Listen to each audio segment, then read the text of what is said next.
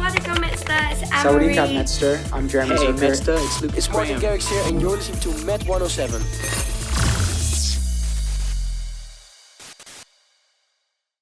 Hi, I'm here with Mask Wolf. How are you today? I'm good. How are you? I'm very good. You know what? One of the first thing I was like planning to ask you is like as soon as I heard I got a chance to interview you, and I know you're a rapper from Australia, I was just wondering like, how did you get into rap, and like how's the hip hop scene in Australia? Yeah, I mean, how I got into it, maybe it's a bit of a cheesy comment, but I like just didn't really talk about like my pain or whatever I was feeling. So I just went to writing. I wrote down a lot of like lyrics and what I was feeling.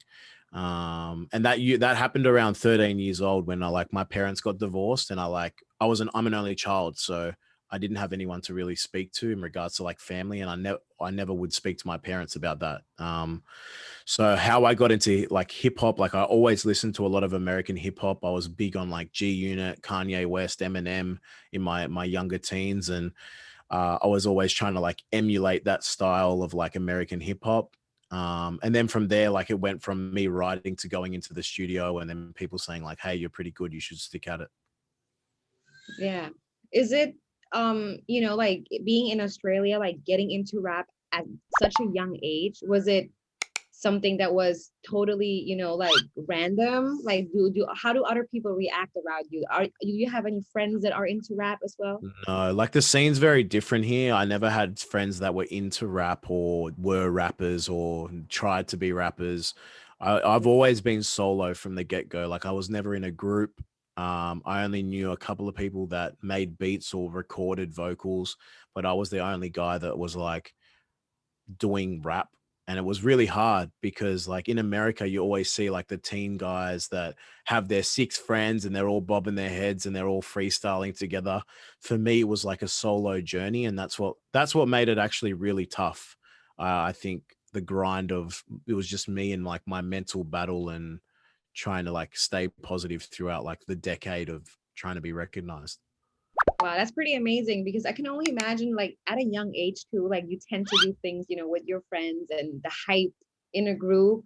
And for Yeah. you to know at such a young age what you like and to go through with it, that's pretty amazing. Yeah, I Yeah. think like the scene has grown a lot though in the last maybe 2 years. I think there's been a massive rise, but back when I was a teen, like it was literally nothing compared to what it is now. So it's good to see like Australia have that content and rise, I guess, in regards to hip hop. Yeah. Would you like to like drop a name of any Australian rappers just for, our Thai My fans to go check out? my favorite artist Australian is Kid Leroy, which I'm sure you may know of. Yes. Awesome. I want to talk about Astronauts in the Ocean, of course. That's the single we've been playing on air. Our fans in Thailand love it. It's been requested a lot lately. How did you come about writing the song? I actually wrote it in the car. Like the Oh, concept was in the car when I was like driving, and I remember thinking to myself like I felt out of place. Like I felt in the opposites, like I was close to where I wanted to be, but still very far. Um, and then I thought of like an astronaut in space, and then I'm like, so what's the opposite? And then I was like, an astronaut in the ocean. So that's how I came up with the title. And I guess from there on, it just like stemmed the chorus of like what you know about rolling down in the deep, because I thought of the ocean and the seabed. And from there, it was just like a string of like mental depression, message, anxiety, relating or talking about like my own personal struggles. And that's how it all stemmed. wow. You mentioned in the beginning that writing for you was something like you don't have, any, you don't talk to your family about your feelings, so you tend to go to writing. That's what you said. So I'm assuming, does it come natural to you to kind of put your emotions and your story into your songs? I think yeah, it definitely was. I think more of like a therapeutic Mm, way rather than music at the start. It was just like therapeutic for me to write and get my emotions out.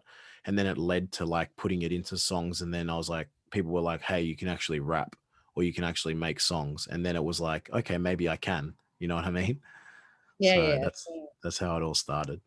So how do you feel now that it's becoming like, like a global hit, like people know it and listen to it around the world? Like, is that something you always imagined it to be? Never. No? No.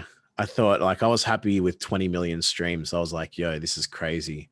So like for whatever's happening now, whatever you want to call it, a global hit, a massive success, the fame, whatever you want to call it, to me, it's just like, is it still happening? Is this actually happening? Because COVID has made it very weird because I'm not traveling, I'm still at home doing interviews, making music. You don't feel the full force of it. But Mm, it's still like mind-boggling to think that a song that we didn't think was like a massive hit has become a massive hit.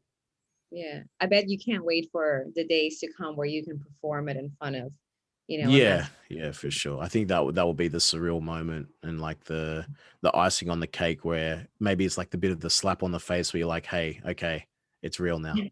This is as big. By the way, Yeah. did you happen to see Jennifer Lopez vibing out on your song on TikTok last night? Yeah, You did? I reacted to it. Oh, you did. I did a little dance with her on a duet. Yeah. Oh, you did. Okay. Because I just saw it last night and I was like, oh, wait, I'm going to interview you tomorrow. So I'm going to ask you if you saw it. Yeah, that was crazy. I was like, J-Lo dancing to my song? What the hell? Yeah, right. I bet that must have been like a pretty wild moment to see Yeah, that. nuts. Cool. Where do you look forward to, like, to go on tour the most? Like, is there any countries that you are like excited to go see your fans at? Yeah, I don't think I like put anyone above each other, but like I am really excited to go to like Europe, like Turkey, um, Egypt, just because they're places I never expected to be like number one in. But I want to be the type of artist, like I've said to everyone, that goes to every place that Mm, supports me. I would hate to be that type of artist that's like, no, I'm not going here because of their population or whatever. Like I hate that thought. So I'm gonna try and go everywhere. yeah. Have you ever been to Thailand before? I have. I've been to Phuket and Koh Samui. Oh, amazing. Did you like it? Koh Samui was wild. The partying there was wild. I was 19, so I was very young. So We can't wait to have you back and hopefully we'll get to interview you, in person. So before we wrap this up, I just wanted to ask you, like, what's next for you? What can we expect? And, is there an album coming soon? What do you yeah, have for? at the moment, I'm just working on a lot of singles, obviously trying to make the best music I can for quality and good follow ups. But I'm obviously working on the album as well, which we're hoping to, release end of year or start of next year. And then tour as well. Like we just, COVID's obviously who knows question. So whenever things open up, we might go, okay, we're going here now because they've opened up. So it's just a bunch of making the best music I can and at the same time monitoring COVID and prepping up for a tour. Cool. Would you like to say anything to, your fans here at Met 107 FM? Sure. Guys, thank you for being a part of the Wolfpack. If you haven't heard Astronaut in the Ocean, go give it a listen because I'm sure you'll resonate with it. To everyone that has heard it, thank you. I appreciate you all. And if you're doing it tough, just know things always get better. Just take each day as they come. And remember, without pain, there's no success. Amazing. Thank you so much. Thank you for your time. We really appreciate you. And, we hope to see you in person one day and maybe welcome you at our studio one day. For sure. For sure. Thank you so much. ขอบคุณค่ะ Oh, I remember that. I used to, what is it? What is it again? For you, it's ขอบคุณครับ And couple car. And what's the other one that you say it for male and female, right? Yeah. For you, it's ขอบคุณครับ Couple cup. cup. Okay. Yes. Okay. I remember. I always just say that all the time. I used to love it. Good job. ขอบคุณค่ะ and you say ขอบคุณครับ. Yep. Couple cup. Awesome. Nice to meet you. Nice to meet you too.